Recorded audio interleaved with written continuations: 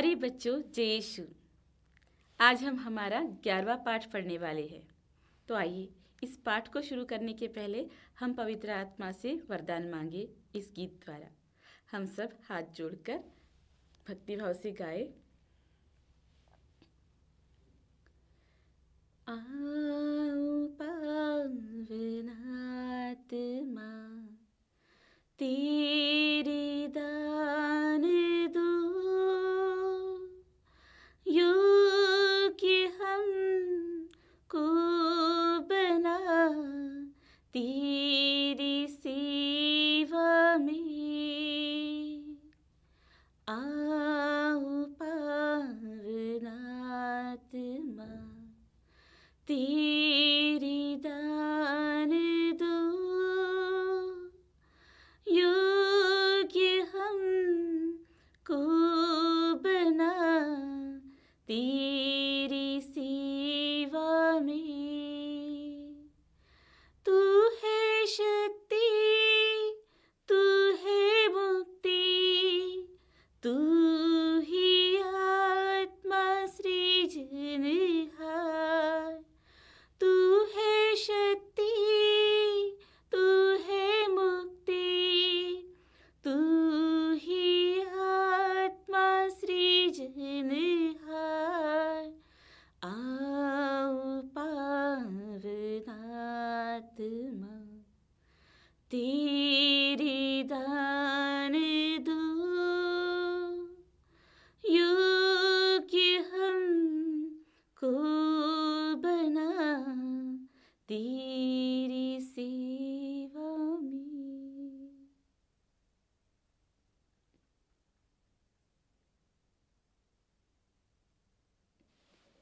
पिता, पुत्र और पवित्र आत्मा के नाम पर आमीन।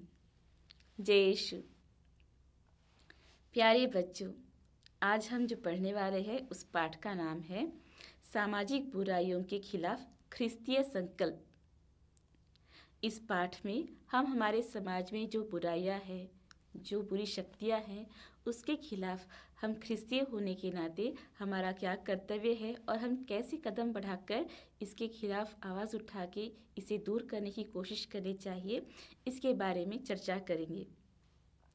दुनिया के इतिहास में ऐसे कई महापुरुष हैं जिन्होंने अपने स्वयं व्यक्तिगत प्रयत्नों द्वारा और संगठित प्रयत्नों द्वारा इस दुनिया के जो समाज में प्रचलित बुरी चीज़ें हैं, बुरी आदतें हैं, बुरी रीति रिवाज है, उसके खिलाफ आवाज़ उठाकर उसे दूर करने की कोशिश की।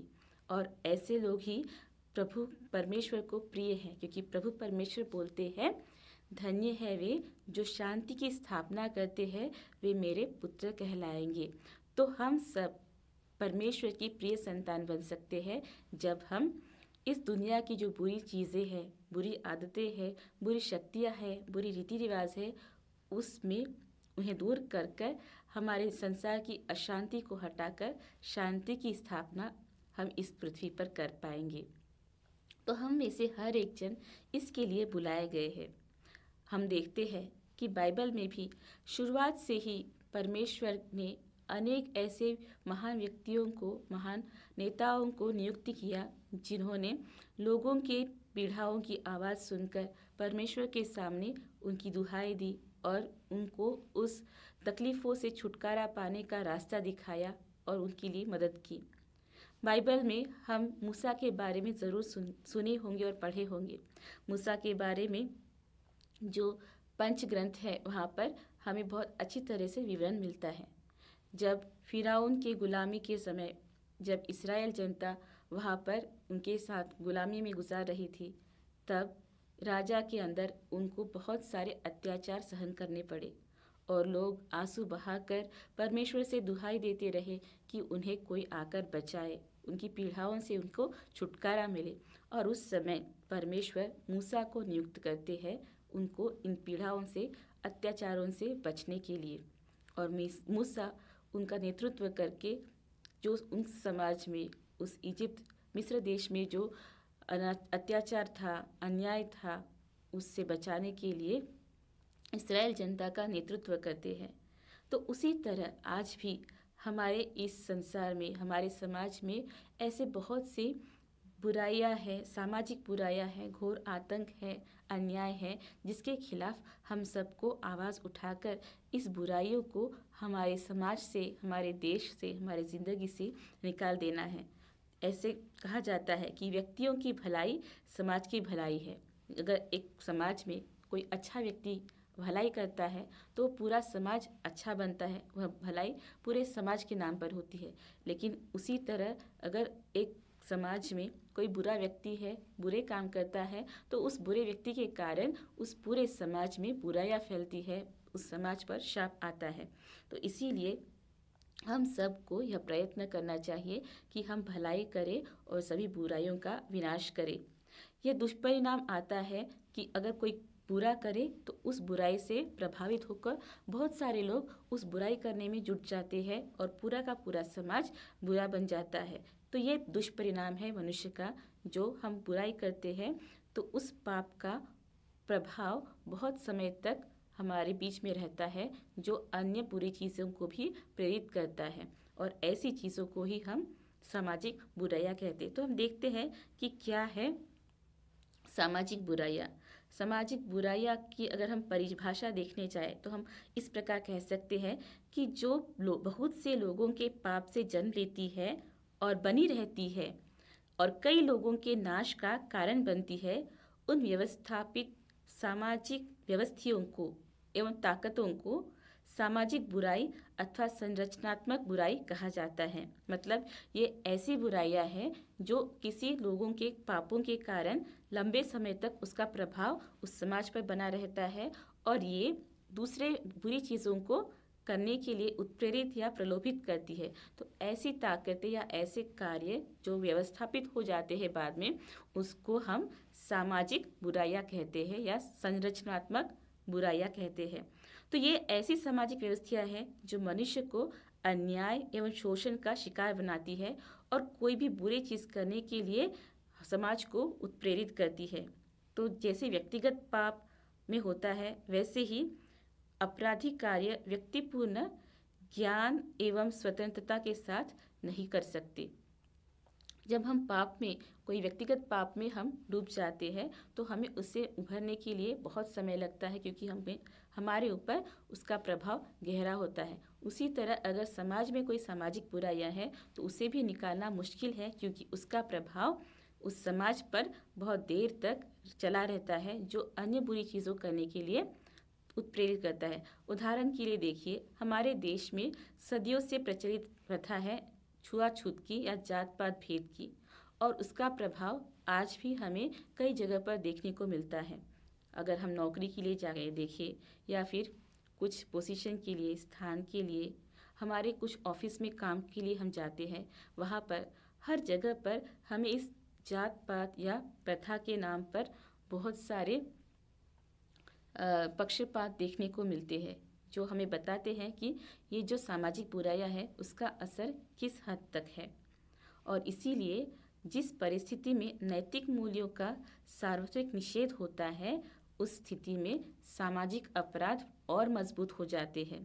और लेकिन अगर हम सब ख्रिस्ती होने के नाते यहाँ पर चुप रहते हैं, जो सामाजिक बुराइयां हो रही है उसे होने देते हैं, मतलब हम इसमें सहमत होते हैं या इसे बढ़ावा देते हैं। यदि हम इनके खिलाफ नहीं उठते या हम जो भी यहाँ देखते हैं, जो भी अत्याचार हो रहा है, भ्रष्टाचार हो रहा है, जो छुआछूत है, प्रताड़ना हो रही है, ऐसे अनेक बुराइयों को देखते हुए भी यदि हम हमारी आवाज़ नहीं उठाते हैं, हम चुप रहते हैं, इसका मतलब हम जाने अनजाने में इन सब बुराइयों को बढ़ावा देते हैं। इसीलिए ख्रिस्तीय होने के नाते हमारा यह कर्तव्य बनता है कि हम ऐसी बुराइयों को चुनौती दें और इसे हमारे समाज से दूर निकालें। संत पापा जॉन पॉल पापा द्वितीय, इन्होंने सामाजिक उत्सुकता के नाम पर एक सार्वभौम पत्र प्रकाशित किया था, जिसमें कहा है कि मनुष्य के हृदय में जन्म लेने वाला पाप क्रमश सामाजिक व्यवस्थाओं के खस्त हाल करता ही नहीं, बल्कि सारे सामाजिक जीवन पर भी प्रभाव डालता है। यही नहीं, वह अन्य पापों के कारण बनेगा और एवं व्यक्तियों के व्यवहार पर बुरा असर भी डालेगा। सामाजिक उत्सुकता नंबर 36। तो ये कहते हैं कि व्यक्तिगत मनुष्य के जो अंदर पाप जन्म लेता है उसका प्रभाव सिर्फ उस व्यक्ति पर ही नहीं बल्कि उस व्यक्ति जो जहाँ जिस परिस्थिति या जिस समाज में रहता है उस समाज के ऊपर भी उसका परिणाम होता है, और साथ साथ यह प्रभाव दूसरे बुराइयों को भी जन्म देता है या दूसरे बुराई करने के लिए बढ़ावा देता है। इसीलिए हमें चाहिए कि हम इन सामाजिक बुराइयों को चुनौती दें और इसे रोकने का प्रयास करें। सामाजिक व्यवस्थाओं का ध्येय मनुष्य की भलाई होना चाहिए। जो भी समाज में हम व्यवस्था करते हैं उस सब का जो लक्ष्य है उसमें जो सामान्य मनुष्य है उसका हित सबसे पहला होना चाहिए। व्यक्तियों की बुराई सामाजिक व्यवस्थाओं की भलाई के लिए कभी कभी हानिकारक बन जाती है। हम सोचते हैं कि हाँ, इतना बड़ा समाज है, उसमें एक व्यक्ति ऐसा करने से कुछ नहीं होगा, चलता है, लेकिन ऐसा नहीं है, क्योंकि हम में से हर एक जन जिम्मेदार है हमारे समाज के लिए। क्योंकि जैसे बूंद बूंद करके हम बोलते हैं ना, सागर भरता है, उसी तरह हम में से एक एक व्यक्ति हमारे समाज की एक इकाई है। तो अगर एक व्यक्ति भी गलत होता है तो उस व्यक्ति के बुराई का प्रभाव पूरे समाज पर पड़ता है और समाज में फिर बुराइयां फैलने लगती है। तो इसीलिए मनुष्य की भलाई के खिलाफ होने वाली सामाजिक व्यवस्थाओं को आज समाज में से निकालने का हमें पूरा प्रयास करना है। हमको पता है हमारे आजू बाजू या हम रोज़ देखते हैं कि कौन सी सामाजिक बुराइयां हमारे समाज में, हमारे देश में मौजूद है। उदाहरण के लिए लेंगे जात पात की प्रथा, छुआछूत की प्रथा, दहेज की प्रथा, बाल श्रम की प्रथा, ऐसे अनेक सामाजिक बुराइयां आज हमारे समाज में हैं। तो इस बुरी हालत में जब हम जन्म लेते हैं तो हम जाने अनजाने में हम भी इस बुरी प्रथाओं के भागीदार बन जाते हैं। लेकिन हमें सोच समझकर हर कदम उठाना है कि हम जो कर रहे हैं क्या वह समाज के हित में है, हमारी जो जीवन शैली है उससे क्या हमने समाज को हानि पहुंचाई है या नहीं। तो इसीलिए कुछ ही लोगों को अनैतिक फायदा होने वाली और या कुछ ही लोगों के नाश होने वाली, ऐसे सहन का कारण बनने वाली जो समाज में व्यवस्थाएं हैं उसका हमें बिल्कुल निषेध करना चाहिए। तभी हम इस पाप भरी दुनिया में से सब लोगों के साथ मिलकर हम नेकी की राह पर चल सकते हैं। आमतौर पर दिखाई देने वाली सामाजिक बुराइयों का ज्ञान और उनके बारे में सही धारणा उनके विरोध करने के लिए और उनके प्रभाव में पड़ने के लिए हमारी मदद करेंगी। इसीलिए हमें यह जानकारी भी होनी चाहिए कि हमारे समाज में ऐसी कौन सी बुराइयां हैं जो हमारे समाज के लिए हानिकारक हैं। तो चलो बच्चों, अब हम एक एक करके हमारे जो समाज में फैली सामाजिक बुराइयां हैं उनकी ओर ध्यान डालते हैं। सबसे पहला है अन्याय। अन्याय मतलब जहाँ पर न्याय नहीं होता है वहाँ अन्याय। जहाँ पर हम किसी एक व्यक्ति का हक हनन करने का प्रयत्न करते हैं या किसी एक व्यक्ति के हक में बाधा डालते हैं वहाँ पर हम अन्याय करते हैं। तो इसीलिए ईश्वर जो प्रेम का अवतार है वे हमें सिखाते हैं कि हमें ईश्वर प्रेम और भातृ प्रेम में हमेशा तत्पर रहना है। जब हम इस प्रभु की आज्ञा से बाहर हो जाते हैं या दूसरे मार्ग पर चलने लगते हैं तब हम इस अन्याय के चंगुल में पड़ जाते हैं। क्योंकि यदि हमारे दिल में सच्चा भातृ प्रेम हो तो हम ज़रूर अपने भाई बहन को उचित न्याय के रूप में उनके साथ व्यवहार करेंगे। हम उनके साथ कभी अन्याय नहीं करेंगे। इसके उदाहरण के लिए हम देखें कि जो गरीब लोग हैं, मजदूर लोग हैं, उनको सही वेतन नहीं देना, जो गरीबों के लिए पैसा आ रहा है उसे दूसरी ओर खर्चा करना, किसी को जो बीमार है उनको पहला प्राधान्य मिलना चाहिए लेकिन जो पैसे वाले हैं उनको पहले प्राधान्य देना, ऐसे अनेक प्रकार के अन्याय आज हमारे समाज में हम देख रहे हैं। कोई जो मेहनत करके पढ़ाई करके मेरिट नंबर में अच्छे मार्क्स लेकर आता है लेकिन उनके जगह जिसके पास ज़्यादा पैसा है उसको एडमिशन देना, ऐसे प्रकार के अनेक मार्ग अन्याय जो हम स्वार्थ के कारण करते हैं हमारे समाज में मौजूद है। अन्याय करने का सबसे एक इम्पॉर्टेंट या पहला कारण है स्वार्थ। मनुष्य अब जब अपने स्वार्थ के लिए अपने स्वार्थ का गुलाम बन जाता है तो अन्याय के चंगुल में पड़ जाता है। इसीलिए हम सबको चाहिए कि हम निस्वार्थ होकर दूसरों के हित के सोचें, कैसे हम दूसरों की भलाई कर सकते हैं और न्याय संगत जीवन बिताने की कोशिश करें। तभी हम परमेश्वर के राज्य के हकदार बनेंगे। तो इसीलिए भ्रष्टाचार और स्वजन पक्षपात अन्याय के ही बुरे नतीजे हैं जो हमें सब लोग को मिलकर कसकर इसका सामना करना चाहिए।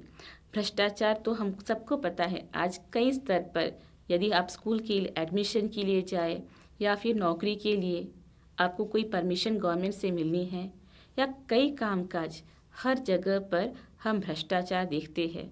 तो हम सबको इस भ्रष्टाचार से छुटकारा पाना है और हमारे समाज का एक पुनर्निर्माण करके एक अच्छा समाज बनाना है और इसके खिलाफ कार्य करना हम सभी ख्रिस्ती लोगों का फर्ज है, हमारा कर्तव्य है, जिसके बिना हम प्रभु के नियम को पूरा नहीं कर सकते। दूसरी सामाजिक बुराई है अत्याचार। आज हर जगह पर हम अत्याचार से शोषित लोगों की आह सुनते हैं। आज की दुनिया में हमारा जो संसार है यह अत्याचार का मंच बन गया है, क्योंकि हम देखते हैं राजनीतिक, धार्मिक एवं जातीय संघर्ष आज हर जगह पर आम बन गए हैं। देश दूसरे देश के खिलाफ है, एक समाज दूसरे समाज के खिलाफ अत्याचार करने के लिए तैयार है और उनके अलग अलग प्रोग्राम्स बनाते रहते हैं। हमारे देश में बंद एवं हड़ताल अत्याचारों के कारण बन जाते हैं और आतंकवाद, गुंडागर्दी, आंदोलन, अधोलोक, ये सब अत्याचार के अलग अलग प्रकार हैं। तो हमें चाहिए कि हम जो हमारे समाज में राजनीति, जात पात, आतंकवाद के नाम पर जो अत्याचार हो रहा है उसे हम सबको सामना करना है और उसका नाश करना है। हमें चाहिए कि हम सब लोग भाईचारे से एक दूसरे को अपनाएं, हमारा मन खुला करें, हम संकीर्ण मन के ना होकर खुले मन से सबका एक समान स्वीकार करें। तभी जात पात या धर्म के नाम पर, राजनीतिक तौर तरीके के नाम पर जो हमारे बीच में अत्याचार हो रहा है उसे हम खत्म कर सकते हैं। भेदभाव सभी समाज में फैली एक सामाजिक कुरीति है। आज हर बात पर हम भेदभाव देखते हैं, लिंग के नाम पर, जाति, धर्म, पैसा और हमारा कल्चर, संस्कृति, सब के नाम पर हम जगह जगह पर भेदभाव देखते हैं। यदि आप नौकरी लेने के लिए जाए, नौकरी के लिए, तो वहाँ पर भी आपको जाति पाति के नाम पर या आपके लिंग के नाम पर, आपके रूप के नाम पर भेदभाव किया जाता है। अगर आप एडमिशन के लिए जाए या फिर आप कुछ अच्छे कार्य करने के लिए जाए, किसी समारोह में जाए, हर जगह पर हमें इस प्रकार के भेदभाव हमारे समाज में आज देखने को मिलते हैं। लेकिन हमें यह भूलना नहीं चाहिए कि हम सब ईश्वर की संतान हैं। परमेश्वर ने ही हम सबको बनाया है और हम सबको परमेश्वर ने अपने ही छाया में, अपने ही प्रतिरूप में बनाया है। इसीलिए सब लोग का जो मूल्य है वो परमेश्वर के सामने एक समान है, जिसे मापतोल करना या किसी को ऊंचा नीचा दिखाना ये हमारे हक में नहीं है और प्रभु के इच्छा के अनुसार नहीं है। अक्सर अपने अधिकार को एवं हक को निषेध किया जाता है और इसीलिए हम देखते हैं कि दूसरे मनुष्य के बारे में अपना अज्ञान, अपूर्ण धारणा या कच्ची धारणाएं यही भेदभाव का कारण बनती है, क्योंकि हम जो सदियों से सुनते आते हैं उसी बात को अपने मन में रखते हैं। हम हमारे विचारों को जो नया करने की कोशिश है उससे हम दूर भागते हैं। इसीलिए जो पुरानी चीज़ें हैं उसी बात को लेकर हम उसी गलत धारणाओं को लेकर लोगों के बीच में भेदभाव रखते हैं, सबसे एक तरीके का व्यवहार नहीं करते हैं। इसीलिए प्यारे बच्चों, ये जो सामाजिक बुराई भेदभाव के नाम पर हमारे समाज में है, इसका हमें खत्म करने के लिए डटकर प्रयास करना है। चौथा, स्त्रियों की प्रताड़ना। आजकल स्त्रियों के खिलाफ अत्याचार बढ़ते आ रहे हैं और स्त्रियों की जो प्रताड़ना है या स्त्रियों का शोषण, ये हमारे समाज का प्रतिबिंब बनते जा रहा है। ऐसी दशा में स्त्रियां नौकरी, या फिर आम जगह, यहाँ पर ही नहीं बल्कि अपने परिवार में भी सुरक्षितता पाती नहीं है। अपने घर में भी उन्हें इनसिक्योरिटीज़ का सामना करना पड़ता है। स्त्रियों को मानसिक, शारीरिक प्रताड़ना या शोषण सहन करने पड़ते हैं। विशेषकर हम देखते हैं हमारे समाज में फैली बुराई जो दहेज की प्रथा है, उसके नाम पर भी अनेक स्त्रियों को अत्याचार या शोषण सहन करना पड़ता है और कभी कभी ये किसी के सामने नहीं आते हैं और अपने आप दम घुटकर ऐसे ही वे अपना जीवन बिताते हैं। स्त्रियों के बारे में बहुत सारे अत्याचार जो आज के ताज़ा खबर बनते जाते हैं, न्यूज़पेपर्स में और माध्यमों में कॉलम भरे जाते हैं, लेकिन सच में अगर स्त्रियों के प्रति किसी को आवाज़ उठाना है या उनके उद्धार के लिए जो कार्य करना है, उसमें आगे वाले लोग बहुत ही कम हैं। ख्रिस्तीय होने के नाते हमें भी सजग रूप से स्त्रियों के उद्धार के लिए कार्य करना है। स्त्रियों के साथ साथ आजकल हमारे इस आधुनिक युग में पुरुष भी इस प्रताड़ना का शिकार बन रहे हैं। यद्यपि उनका शोषण माध्यमों की खबर नहीं बनती, लेकिन इस सच को हम इनकार नहीं कर सकते कि आज पुरुष भी अनेक जगह पर शोषित है। अक्सर ये उनकी पत्नियों द्वारा ही शोषित हुआ करते हैं। उन्हें भी शारीरिक और मानसिक उत्पीड़न सहन करना पड़ता है। तो हमें इन सब के बारे में, इन सभी प्रताड़नाओं के बारे में सजग रहकर इनके खिलाफ कार्य करना है, इसे दूर करने के लिए कोशिश करना है। अगला है मदिरा सेवन। मदिरा सेवन यह हमारे समाज की एक दूसरी कुरीति है, जिससे न केवल मदिरा सेवन करने वाले व्यक्ति का बल्कि पूरे समाज के ऊपर इसका बहुत ही बुरा प्रभाव पड़ता है। मदिरा सेवन। मदिरा सेवन हमारे समाज की सुस्थिति नष्ट करने वाली एक बुराई है। मदिरा सेवन न सिर्फ उस मदिरा सेवन करने वाले व्यक्ति के ऊपर बल्कि पूरे समाज के ऊपर उसका बुरा प्रभाव डालता है। कैंसर, हृदय रोग, इसके बाद में मदिरा सेवन ही सबसे बड़ा जो बीमारी का कारण बनता है और हमारे आरोग्य को नष्ट कर देता है। इसीलिए मदिरा सेवन के बाद में बहुत सारे लोग बीमार पड़ जाते हैं और अपनी जान भी गंवा देते हैं। मदिरा सेवन के कारण आंत की बीमारियाँ, जिगर की बीमारियाँ और शारीरिक रोग, मानसिक संतुलन बिगड़ने की जो प्रॉब्लम्स है, ऐसे बहुत सारे परेशानियाँ मदिरा सेवन के कारण होते आ रही है। लेकिन फिर भी बहुत से लोग इसके शिकार हैं। मदिरा सेवन करने से एक व्यक्ति खुद का और अपने परिवार का भी शांति भंग कर देता है। जो परिवार में मदिरा सेवन होते रहता है वह परिवार सुखी नहीं बन पाता और मदिरा सेवन करने से एक अच्छा परिवार गरीब और कंगाल बनकर रास्ते पर आने का भी संभावना है। इसीलिए मदिरा सेवन करने वाले व्यक्ति को हमें उनके परिवार को बचाने के लिए, उन्हें अच्छे मार्ग पर ले आने के लिए उन्हें मार्गदर्शन करना ज़रूरी है।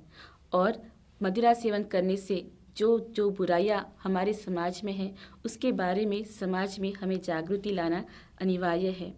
मदिरा सेवन करने से एक व्यक्ति अपना मानसिक संतुलन खो बैठता है। इसके कारण उसकी जो परिवार के प्रति जिम्मेदारियां हैं, उत्तरदायित्व है, उसके ठीक से पूरा नहीं कर पाता।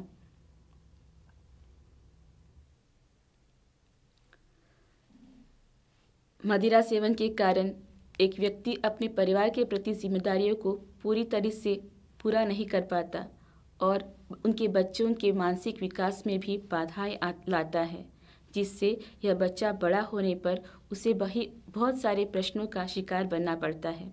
इसीलिए प्यारे बच्चों, ये मदिरापान जो सबसे भयानक बुराई है, हमारे इस समाज को और हमारे परिवार को उद्ध्वस्त करने वाली एक बुरी शक्ति है। इसका हमें तिरस्कार करते हुए इसके प्रति हमें आवाज़ उठाना है और हमें इससे दूर रहना है। मादक पदार्थ या ड्रग्स, ये युवा पीढ़ी को, उनके जीवन को नाश करने वाली एक बुरी शक्ति है या बुरी खतरनाक बुराई है। आजकल विद्यालयों या महाविद्यालयों के बाहर बहुत ही आम तरीके से सबको बांटे जाने वाले चॉकलेट्स में या पान पराग में, इसे छोटे छोटे चीज़ों में मिक्स करके बच्चों को देकर उन्हें इस मादक पदार्थों का शिकार और गुलाम बनाने के बहुत सारे ग्रुप्स हमारे बाजू में घूम रहे हैं। हमें इस खतरे से सतर्क रहना चाहिए, क्योंकि मादक पदार्थ एक व्यक्ति को उसके स्वयं संतुलन को बिगाड़ देते हैं। एक व्यक्ति जब मादक पदार्थ का गुलाम बन जाता है तब उसका खुद पर कंट्रोल नहीं रहता है और यह मादक पदार्थ धीरे धीरे उनके अंदर उन्हें शिकार बनाकर, उन्हें गुलाम बनाकर, उनका मानसिक संतुलन बिगाड़कर अनेक से बीमारियों का शिकार बनाता है। विशेषकर यह मादक पदार्थ सेवन करने वाले लोग विषाद रोग के शिकार हो जाते हैं और उससे बाहर निकलना मुश्किल बन पाता है। मादक पदार्थ की तरह पान मसाला, तंबाकू ये भी इसी मादक पदार्थ के कैटेगरी में आते हैं, जिसका सेवन करने के बाद लोग इसके गुलाम बन जाते हैं, जिसके बिना जीना उनके लिए मुश्किल बन जाता है। तो प्यारे बच्चों, बच्चे हो या युवक, आजकल सभी इस मादक पदार्थ के चंगुल में फंसते जा रहे हैं। हम सबको इसके प्रति सतर्क होना है और इस मादक पदार्थ के चंगुल से हमारे देश को, हमारे समाज को मुक्त करना है, जिससे हम सब स्वस्थ रह सके और अच्छे आरोग्य के साथ हम मेहनत करके समाज की उन्नति के लिए कार्य कर सके। 7th है उपभोग प्रवृत्ति, जिसे इंग्लिश में हम कंज्यूमरिज्म कहते हैं। कंज्यूमरिज्म ये समाज को बहुत बड़े जाल में डालने वाली विपत्ति है, क्योंकि हम सोचे समझे बिना कि वह आवश्यक कोई चीज़ हमें आवश्यक है या ना है, अत्यावश्यक है या अनावश्यक है, इसे सोचे बिना ही ऐसी चीज़ों को खरीद लेते हैं और हम विज्ञापन के जाल में फंस जाते हैं। विज्ञापन यानी एडवर्टाइजमेंट इस बुराई की परवरिश करती है, जो कि कंज्यूमरिज्म है। अगर कोई कंपनी किसी चीज़ के ऊपर हमको छूट देती है तो हम उस छूट के या उस फ्री ऑफर के लोभ में जाकर जो हमें नहीं चाहिए ऐसे भी अनावश्यक चीज़ें जाके खरीद लेते हैं। दूसरों से एक कदम बड़ा दिखाने की या दिखावा करने की लालच में हम हमारे क्षमता से ज़्यादा अपने ऊपर कर्जा ले लेते हैं। अगर हमको हमारा स्टैंडर्ड बढ़ा कर दिखाना है, अपने आप को बड़ा दिखाना है, तो खुद के पास पैसा न होते हुए भी दूसरों से कर्ज मांगकर हम चीज़ें खरीदते हैं, अपने घर में संग्रह करते हैं और खुद को बड़ा दिखाने की कोशिश करते हैं। लेकिन इसके कारण हम कर्ज के शिकार बनते हैं और यह हमारी उन्नति में बाधा लाती है। तो प्यारे बच्चों, कंज्यूमरिज्म या उपभोग प्रथा जो है, उसका जो लोभ है, ये आज हमारे समाज को धीरे धीरे दीमक की तरह खाते जा रहा है और इसीलिए हमें अपव्यय एवं अय्याशी से दूर रहना है, फिजूल खर्ची से दूर रहना है। हमारे लिए कितना उचित है, कितना आवश्यक है, उतना खर्चा किया करें और बाकी रकम हम दूसरों की मदद के लिए और अपनी उन्नति के लिए यूज़ कर सकते हैं, उपयोग कर सकते हैं। इसीलिए अपने मोह एवं आवश्यकताओं पर हमें नियंत्रण करना चाहिए। हर चीज़ जो हमें बाज़ार में दिखती है वह सिर्फ हमारे अच्छे के लिए ही नहीं है, अच्छे के लिए ही है, यह ज़रूरी नहीं है। इसीलिए हम सबको सोच समझ कर चीज़ें खरीदना या उपयोग करना चाहिए। आजकल का ज़माना चीज़ें ज़्यादा खरीदने में अपना गर्व मानता है। एक ज़माना था जब हमारे पापा मम्मी या दादा दादी यह कहने में गर्व करते थे कि कोई एक चीज़ को उन्होंने कितने साल उपयोग किया है। उदाहरण के लिए लीजिए, अगर हमारे दादा की बात करते तो वे कहते हैं कि जो घड़ी वे यूज़ कर रहे हैं उसको उन्होंने 20 साल से उपयोग किया है। इसको कहने में वे गर्व करते हैं। लेकिन आज का ज़माना ऐसा है कि हम हर महीने या हर साल में, हर महीने में कितनी चीज़ें बदलते हैं, कितने ब्रांड्स की चीज़ें यूज़ करते हैं, उसको कहने में हम गर्व करते हैं। एक साल हम एक मोबाइल यूज़ करते हैं तो हमको दूसरे साल उससे अच्छा दूसरा कुछ मोबाइल चाहिए। हमें हर समय अपनी चीज़ें यूज़ एंड थ्रो के जो मेंटालिटी है उसके हिसाब से जीवन जीने की हम कोशिश करते हैं, क्योंकि हमको सबको अपने आप को बड़ा दिखाने की इच्छा हमारे मन में है। तो प्यारे बच्चों, यह उपभोग प्रवृत्ति हमारे उन्नति के लिए एक बहुत बड़ा खतरा है, सामाजिक बुराई है जिससे हमें बचे रहना है। अगली बुराई है माध्यमों का दुरुपयोग। माध्यम सच में हमारे अच्छाई के लिए बनाए गए हैं। माध्यम के उपयोग से या उनके इस्तेमाल से हम हमारी जीवन को थोड़ा आसान बना सकते हैं, हमारे वार्तालाप को, हमारी जानकारी को हम बढ़ा सकते हैं।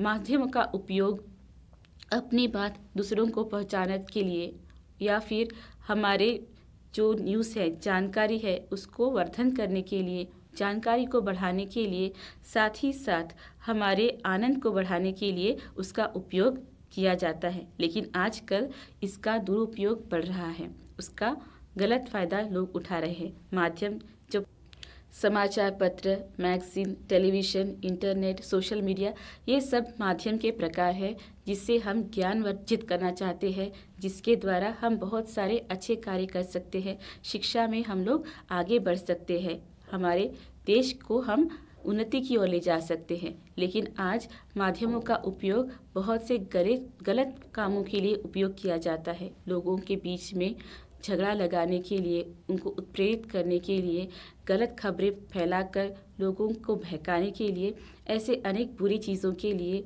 और माध्यम के शिकार या फिर माध्यम के गुलाम बनकर हम सीरियल्स देख के अपना टाइम फिजूल में बर्बाद करने के लिए ऐसे अलग अलग कारणों से गलत फ़ायदा उठाकर माध्यमों का आज दुरुपयोग हो रहा है। तो हमें इस सब से सजग रहना चाहिए। जितना हमारे लिए आवश्यक है उतना ही माध्यमों का उपयोग करें और बाकी समय हमें जो मिलता है वह किसी अच्छे कार्य के लिए हमें करना चाहिए। आज माध्यमों के ज़्यादा उपयोग से बच्चे खेलना भूल गए हैं। छोटे बच्चे जो खिलौने लेकर खेलते थे, आज वे छोटे बच्चे अपने हाथ में मोबाइल लेकर अपने आँखों को खराब करते हुए हम देख सकते हैं। तो प्यारे बच्चों, हमें इन सब से जागरूक होना है। हमको माध्यमों को हमारे लिए, हमारे अच्छाई के लिए यूज़ करना है, ना कि हमको माध्यमों के शिकार या गुलाम बन जाना है। तो प्यारे बच्चों, हम जब हमारे माध्यम यूज़ करते हैं, सोशल मीडिया यूज़ करते हैं, तो हमें ध्यान रखना चाहिए कि क्या हम उसके गुलाम बन गए हैं। यदि आप मोबाइल देखे बिना सो नहीं सकते या मोबाइल के कोई एक झलक देखे बिना आपका मन ध्यान भटक जाता है, इसका मतलब आप ऑलरेडी इस माध्यम के शिकार बन चुके हैं। इसीलिए हमें उसका सही रीति से उपयोग करना चाहिए, जिससे यह हमारे विकास के लिए सहायता मिले। अगली बुराई है बाल श्रम। हमारे समाज में बाल श्रम की जो बुराई है वह भी हम बढ़ती हुई देख रहे हैं। विशेषकर विकसित देशों में इसका बहुत ज़्यादा बुरा प्रभाव है। बालकों को, यानी कि जो 14 साल से कम उम्र के बच्चे हैं, इन छोटे बच्चों को फैक्ट्रीज में, खदानों में, होटल्स में, अलग अलग जगह पर काम के लिए रखा जाता है और इससे लोगों को, इन बच्चों के विकास में बहुत सारे परेशानियां आती है, क्योंकि कड़ी गरीबी के कारण ही ये बच्चे बाल श्रम का शिकार होते हैं। इसीलिए जब जो इनको नौकरी पर रखते हैं या काम पर रखते हैं, उनके कम पैसे देकर, कम वेतन देकर उनसे ज़्यादा काम करवा लेते हैं, क्योंकि ये बच्चे हैं तो वे अपने अधिकार के लिए नहीं लड़ेंगे। इसका गलत फ़ायदा उठाकर वे उसका शोषण करते हैं और उनसे अत्यधिक काम करवाते हैं। खदानों में भी, जहाँ पर उनके स्वास्थ्य की बिल्कुल भी ख्याल न रखते हुए उनसे बहुत उनकी उम्र के परे ज़्यादा काम करवाया जाता है और इससे इनके स्वास्थ्य की हानि होती है और धीरे धीरे इनके विकास में बाधाएं आती है। हमारे देश में बाल श्रम दंडनीय है। कोई व्यक्ति अगर अपने यहाँ काम करने के लिए 14 साल से कम उम्र के बच्चों को काम पे रखता है तो उस व्यक्ति को दंड मिलता है। लेकिन प्यारे बच्चों, हमारे अपने ही घर में अपने माता पिताओं को मदद करने को हमें बाल श्रम नहीं कहना चाहिए। वह बाल श्रम नहीं है, बल्कि हमको प्यार से हमारे माता पिताओं की सहायता करनी चाहिए। लेकिन औद्योगिक स्तर पर जब हम इस प्रकार के बुराइयां हमारे समाज में देखते हैं तो हमें इसके प्रति सजग होकर उसे रोकने की कोशिश करनी चाहिए। बच्चों को उनके बाल्य दिवस जो एक ही बार मिलते हैं उसका आनंद लेने के लिए हमें सहायता करनी चाहिए। उनको पढ़ने के लिए हमें उचित अवसर प्रदान करना चाहिए, जिससे यह बाल श्रम से बच्चे छुटकारा पा सके और उनका जीवन खुलकर जी सके। तो ये हमने देखे हमारे समाज में अलग अलग तरीके के सामाजिक बुराइयां जो हमारे समाज को बिगाड़ रही हैं। तो प्यारे बच्चों, इसके अलावा और भी कई सामाजिक बुराइयां हैं जो हमारे समाज को हानि पहुंचाती है। प्यारे बच्चों, अब तक हमने देखा कि हमारे समाज की क्या क्या बुराइयां, हमारे सामाजिक बुराइयां करके हमारे आजू बाजू में प्रचलित है। तो हमें चाहिए कि हम ख्रिस्ती होने के नाते हम इसके खिलाफ कैसे प्रक्रिया करें। तो देखते हैं सामाजिक बुराइयां के खिलाफ प्रक्रिया करने के तरीके। समाज में प्रचलित बुराइयों के खिलाफ हमें सशक्त होकर एक साथ आकर इसका सामना करना है और ऐसा करना हम ख्रिस्तियों का कर्तव्य है। हम इसे ऐसा नहीं सोचना चाहिए कि सब लोग करते हैं इसलिए मैं भी करूँगा, इसमें कुछ बुराई नहीं है, क्योंकि इस बुराई को पहले हमें व्यक्तिगत रूप से लड़ना है, तभी हम सामाजिक रूप से या फिर संगठित रूप से एकत्र होकर इसे दूर करने में कामयाब होंगे। इसीलिए जो हमारे आजू बाजू में बुराइयां हैं उसको सही मनोभाव से देखकर हमें उसको दूर करने का प्रयत्न करना चाहिए। तो बुराई से समझौता नहीं, कॉम्प्रोमाइज़ नहीं, बल्कि इसका प्रतिरोध करके हमें इसका खात्मा करना है। तो निषेधों और नियम भी हमें इस बुराई को हटाने के लिए मदद करते हैं।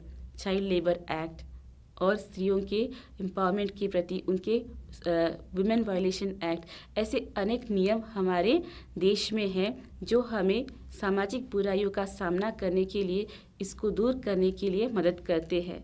तो नियमों के साथ साथ हमें स्वयं पर आत्मनियंत्रण भी होना चाहिए। जो सार्वजनिक नियंत्रण या सरकारी नियंत्रण से सबसे अच्छा नियंत्रण पहले हमारा आत्मनियंत्रण। तो हम सब में से हर एक जन सोचना चाहिए और यह दृढ़ निश्चय लेना चाहिए कि हम भ्रष्टाचार नहीं करेंगे, किसी के ऊपर अन्याय नहीं करेंगे, हम किसी के ऊपर अत्याचार नहीं करेंगे, हम गरीबों को और मजदूरों को सही वेतन देंगे, बाल श्रम के लिए नहीं रखेंगे, हम इस कंज्यूमरिज्म या उपभोग प्रवृत्ति के पीछे नहीं जाएंगे, मादक पदार्थों का प्रयोग नहीं करेंगे। ऐसे जो दृढ़ निश्चय है, ऐसे अनेक प्रकार के अच्छे निश्चय गंभीर होकर हम सबको लेना है, तभी हम दृढ़ता के साथ, आत्मनियंत्रण के साथ इस बुराइयों से दूर रहकर हमारे समाज को फिर एक स्वच्छ समाज बना सकते हैं, जहाँ पर हर एक व्यक्ति खुशी से जी सकेगा। तो इस सामाजिक बुराइयों का प्रतिकार करने के 3 मुख्य उपाय हैं। पहला है वैचारिक। वैचारिक मतलब हमें विचार करना है, सोच विचार, जैसे इन सामाजिक बुराइयों के खिलाफ चर्चा करना है, इस पर संवाद करना है और कला स्वरूप या माध्यम स्वरूप से इसके बारे में लोगों के बीच में जागृति फैलानी है, जिससे लोग इसके बारे में समझें और इसके खिलाफ आवाज़ उठाने के लिए एकत्र हो जाएं। वैचारिक के बाद में है संगठित।